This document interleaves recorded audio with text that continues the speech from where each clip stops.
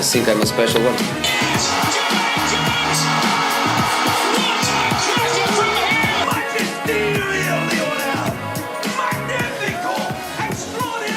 What are we doing? What are we doing?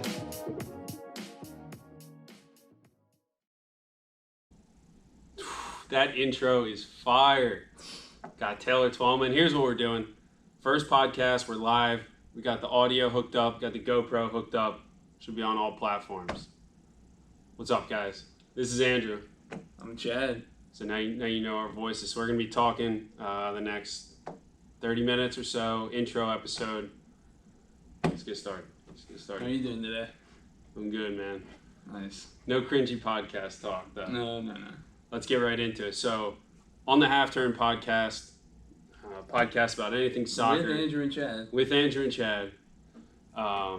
Hopefully we'll have guests on and stuff. We'll talk playing, coaching, tactics, news around the soccer world. What else? Like philosophies, youth soccer, cool things. Stuff that happens in our careers. It's a good point. That's what we're talking about today. Like overview of like where we were, where we're at, where we're headed. Yeah. All right. I think the most important segment to start off is what we're wearing. Every episode, we're going to be wearing a new soccer kit. Chad, what are you wearing? So I got I don't know what year, Umbro Everton long sleeve Lukaku number 10 kit. Oh, that's ultra rare. Definitely one of my favorites. I'm just rocking the plain, 2016 USMNT kit. No name on the back. I can just see Pulisic running to the corner like this. Young Pulisic. Pulisic. Oh, yeah, with the arms flapping. Yeah. Behind us, if you're watching, you can see we got an AC Milan Ronaldinho. We got a white Josie Altidore 2010 World Cup. We got a couple U.S. soccer scarves, a U.S. Supporters Club scarf, and the OG 2010 Philadelphia Union scarf. And then Chad had some custom-made Ultimate Team cards, so it's pretty cool too. I mean, we might have juiced the stats a little bit. I don't know. I'm a team of the season. He's a legend. I don't know, man. That 92 shot that you got is pretty nice. You kind of gypped me with the 89 physical though. But that's cool. So every podcast will start off with a sweet intro. Then we'll go into what we're wearing, and then topics for the podcast. So this won't be too structured. Just kind of like talking. Half the time we're watching games, we're talking about dumb stuff anyway, so figured we just kind of type it out and talk. So what's the first thing we want to talk about? We can start off a little bit of background on each. Well, first let's plug our Twitter handle and stuff.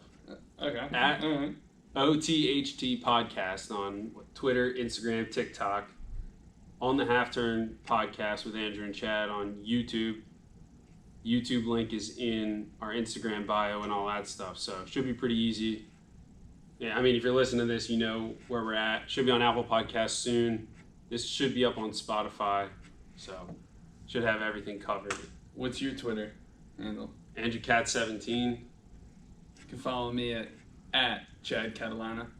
Yeah, nothing cool on that Twitter, though. I need just bad soccer takes on my Twitter, so I need to step on my Twitter game. It's been weak the past 5 years. Yeah, I tweet every once in a while too. So, all right, let's get started. So, how about Chad? Just kind of tell us where you're at, where you came from, maybe in 3 minutes. Okay, so where I'm at right now, I am 21 years old. I'm entering my senior year at Immaculata University. It's where I play. It's a Division III school in Pennsylvania. Both of us from South Jersey. Started my club, like soccer, at the local club. Then bounced around a few different clubs in the South Jersey area. Went to high school at St. Augustine Prep for 4 years. And then after that, now I'm at Immaculata. I play as anywhere in the midfield, anywhere in the center of the park. And run in the middle of midfield. And I like to play on the wing as well. So, yeah. That's cool. And then future episodes, we'll get into like maybe we dissect our college careers or our transition from high school to college or, Good point. Our youth careers, what we could have done different. So I think those are topics for different days. This is just kind of like an overview. Mm-hmm. So I just turned 24 years old. Old head. Yeah, I know. I'm old now. Similar to Chad, grew up playing South Jersey. Never the best player, played on a few different clubs in South Jersey, whatever. Went to St. Augustine Prep, had an okay high school career, had a decent club career. Went to Stevenson University in Maryland, Division III. Had a couple like decent seasons. I think my best personal season was my senior year.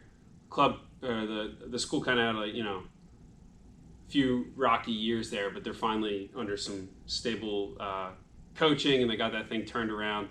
And like anything, it's kind of like a learning experience too, because if you're on a bad team, you got to adjust your game a certain way. If you're on a good team, you got to adjust a certain game. So that kind of made me the player I am. And then when I was done college, trained with some teams, whatever, I ended up playing like semi-pro for a team called the Philadelphia Fury, local team. And once I got there, the first fall after my college senior year, we knew we were going to be playing in NISA, which is the new professional Division III league. So still professional. We knew that was coming fall of 2019. So fall of 2018, had a core group of players, and we trained all the time. We coached on the side for like jobs and stuff like that, and I really liked it. That's where I really grew as a player, I think, like challenging myself with like some legit players. And then same thing with the fall, new group of guys, whatever. But a lot of those guys from the spring 2019 season stayed for the fall 2019 season when we were officially professional. And then we did the whole preseason with that, played a friendly. I got paid for it, so I'm gonna say I played pro. I made like $200, no big deal. So that's kind of my background. And then after that, through that whole time, I was coaching like as much as I can. I ended up really liking it. And I just kind of picked up coaching where I could. And then when, I'll talk about it more, but when the Fury thing kind of fell off, I just wanted to coach and keep coaching.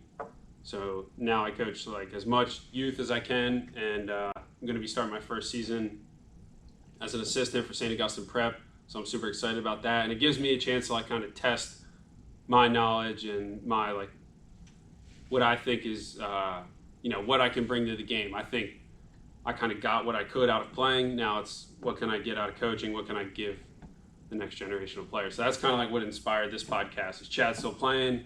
Me kind of surpassing my playing career into my coaching career, and we're both fans along the way too. So it kind of brings an interesting perspective. Yeah. Should we talk about how this summer with Atlantic City? Yeah, and so PSL? So explain your side first, and then I'll hop in. All right, so I was looking this summer, so the summer going into my senior year of college, to I guess test myself, play in the NPSL, which those who don't know, it's, how would you describe it? It's like the fourth tier, probably like that and USL League 2 are the two highest amateur leagues. Mostly for like high-level college players or guys trying to get back into the pro game.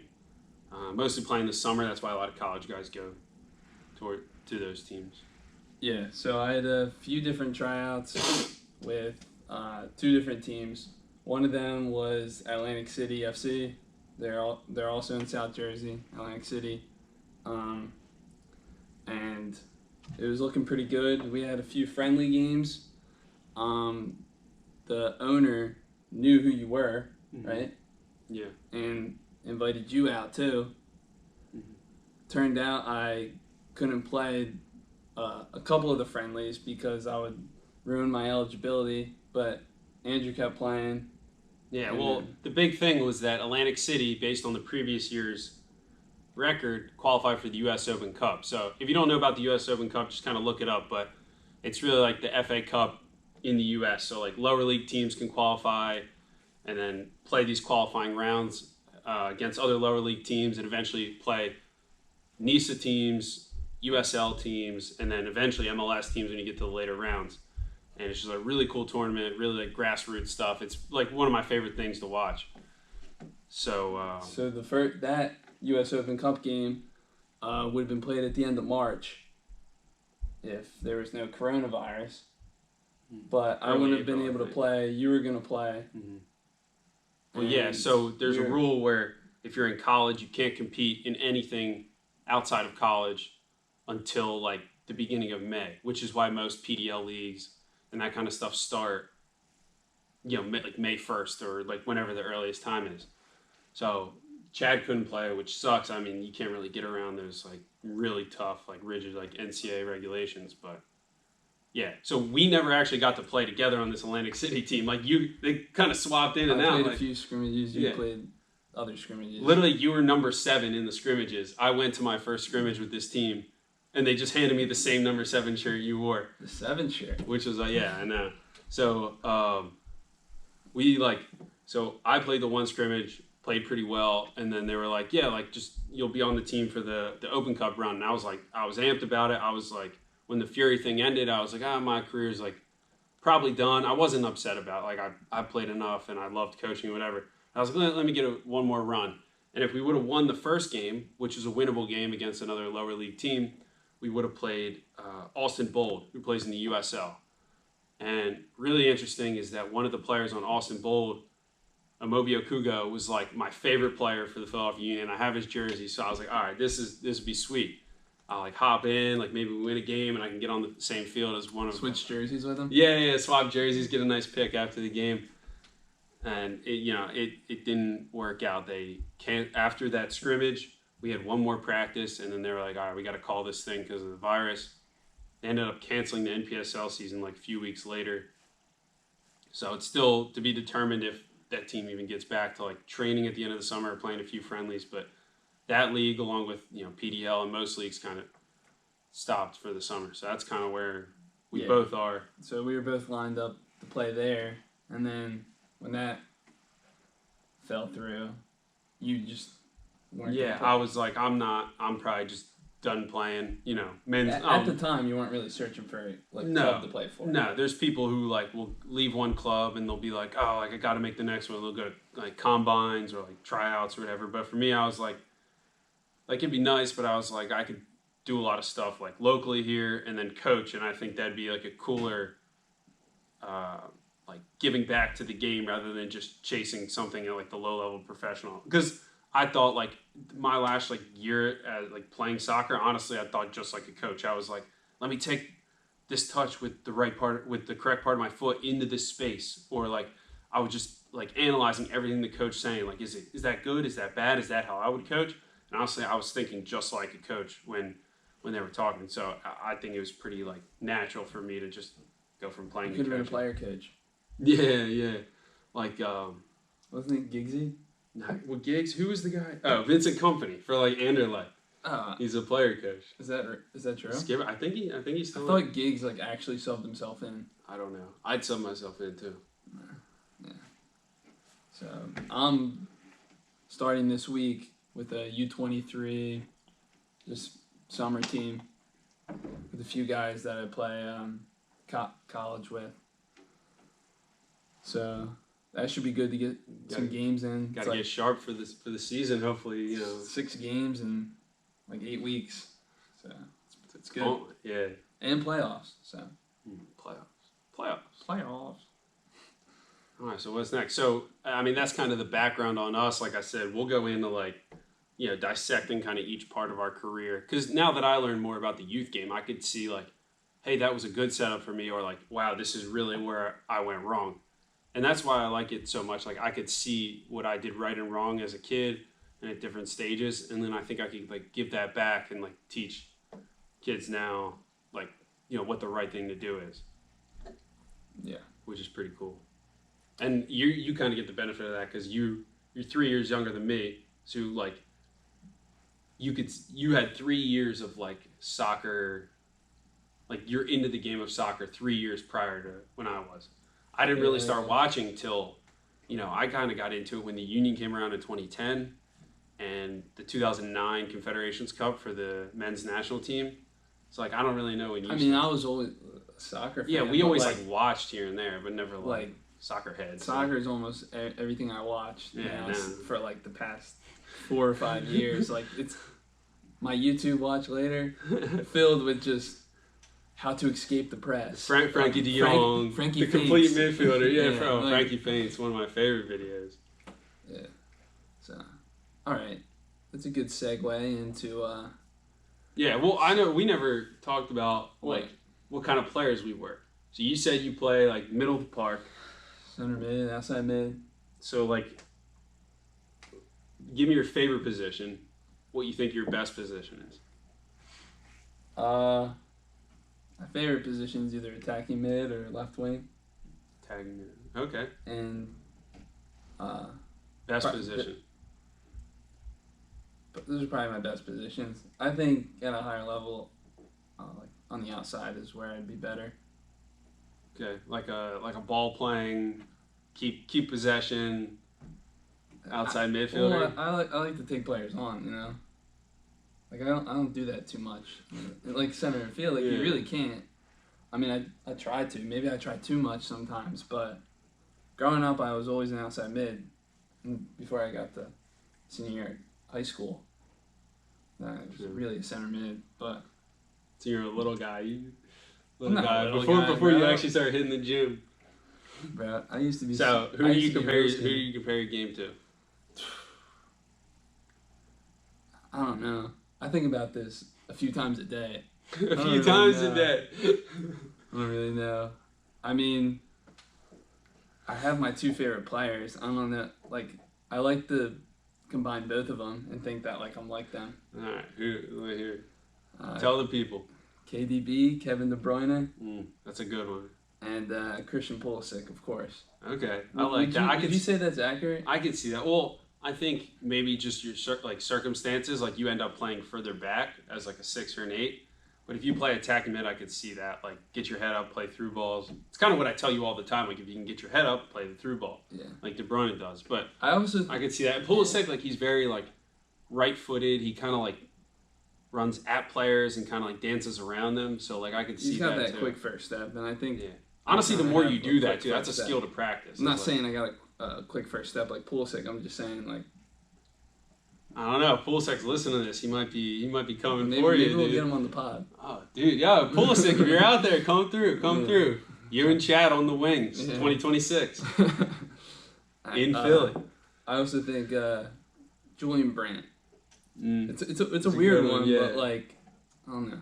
I like that. I feel like I kind of Yeah, play like he's not fast, but like like he's a solid player. yeah. Technically good. Yeah, it's kind of like Can play anywhere in the Yeah. midfield. Trust me, we're not those people that are like, oh, like America sucks at soccer. All they care about is like being like big, strong, and fast. Like we're not that. But like, there's also something to be said where like in other countries or in other systems or whatever, people value possession or ball playing or something like that. Where in other systems, like you have to be big, strong, and fast. And you're booting balls up the field and flicking balls on and trying to win headers. And I don't really think that's your game. Not that you can't compete physically with those people. It's just, different systems bring good things out of each other. So that's cool. I would also think you're kind of like a Kovacic. Like when you play a little bit deeper, you kind of like can spring an attack with like a little 5-10 yard dribble. Yeah. interesting. That's kind of like Darlington Nagby too. So That's a good one, yeah. That's like a nice like like- American, like close to home. yeah. So that's why he's one of my favorite players too. Nagby, not Kovacic. Even though I like Kovacic. Yeah, Kovacic is good. I like Kovacic too. All right. How about you?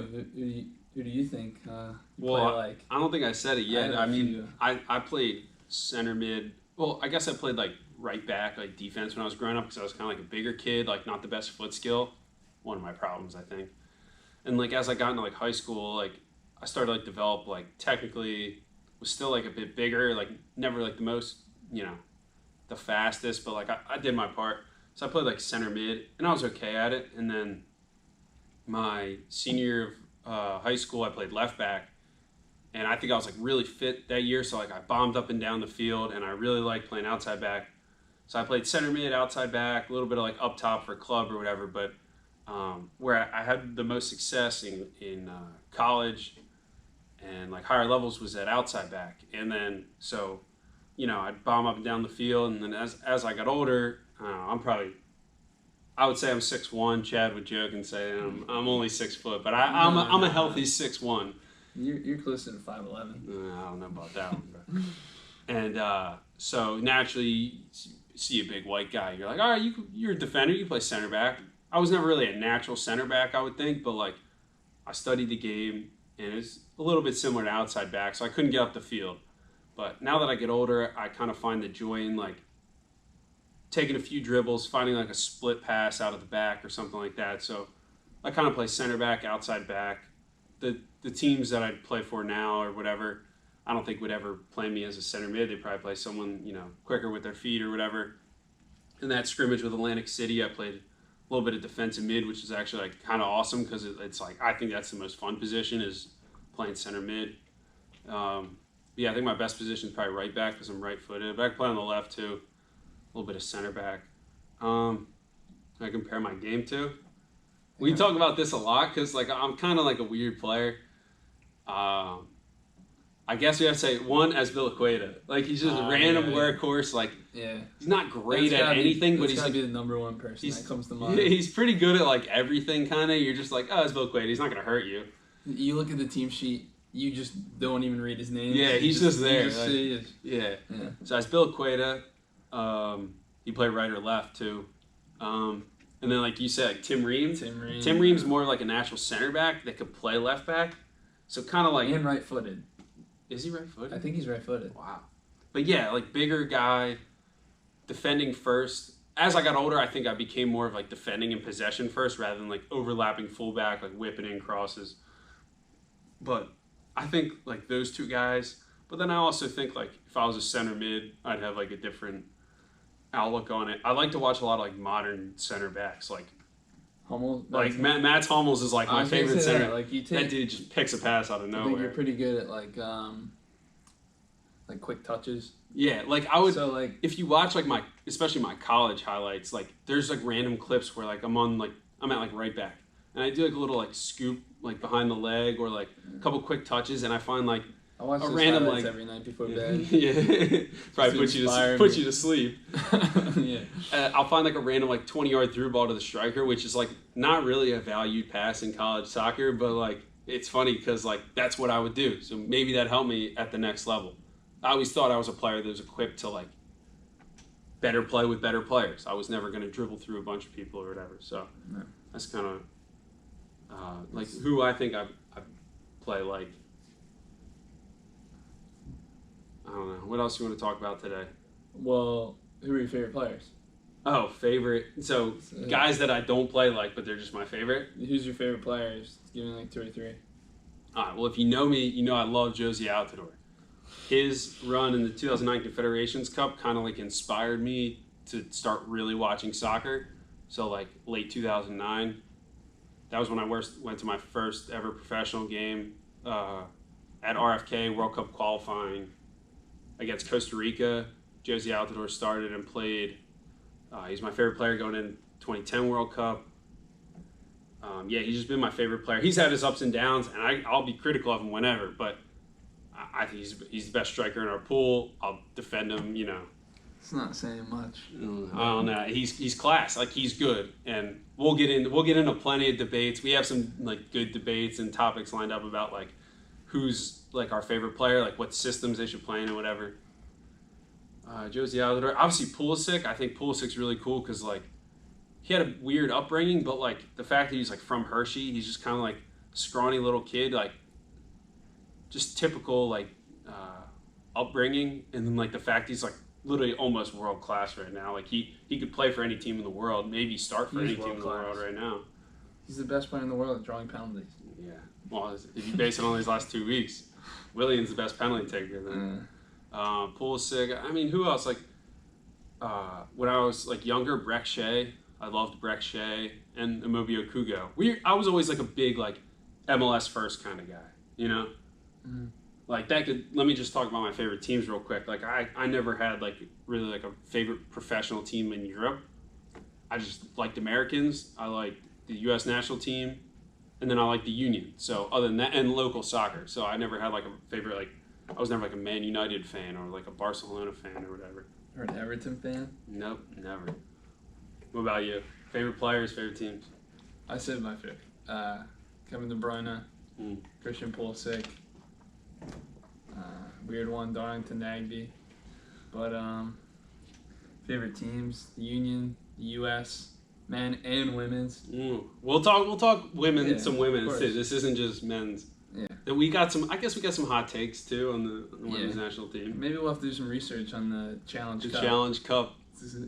We could throw it on the TV after this too. Lindsey Horan, best player in the world. Best midfielder. Pro at 18. It's crazy. We just did our research. Left mid. But my favorite club in Europe, it's a weird one. It's Everton. Exactly as Tim Howard. It's because of, I guess I picked them as my favorite because of Tim Howard, Landon Donovan. Oh yeah, I guess Donovan was there too.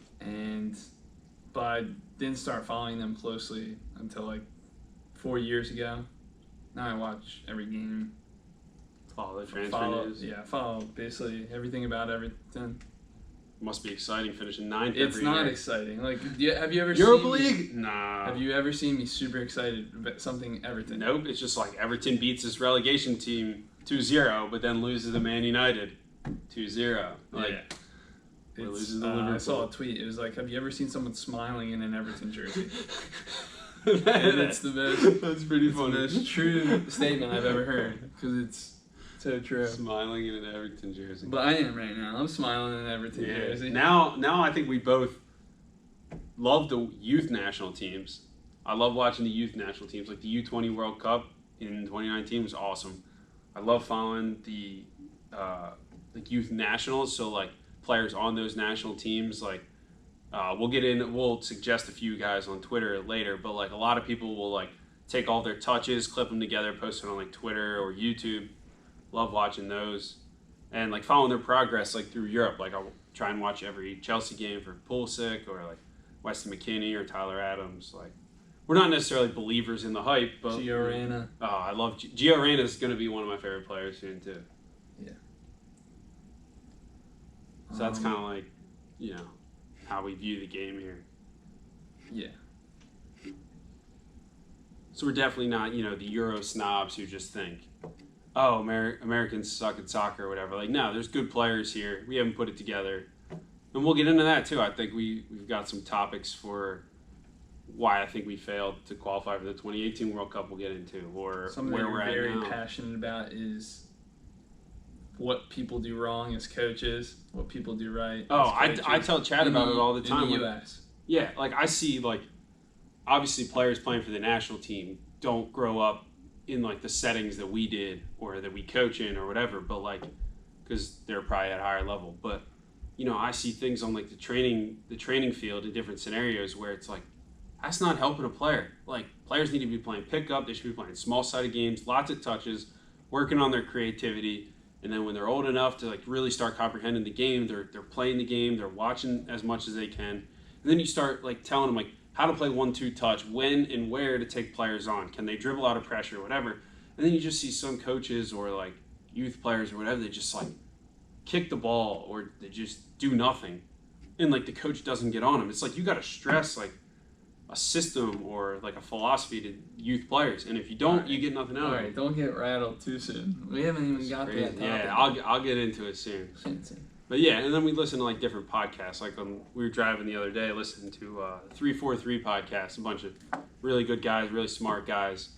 They their teams that they coached, you know, helped raise some U.S. youth internationals like Alex Mendez, Willie Lainez. We both like Efra Alvarez, all those guys, and they bring up some good points on like you know what's wrong in the country and that kind of stuff. So it's kind of like what we'll get into.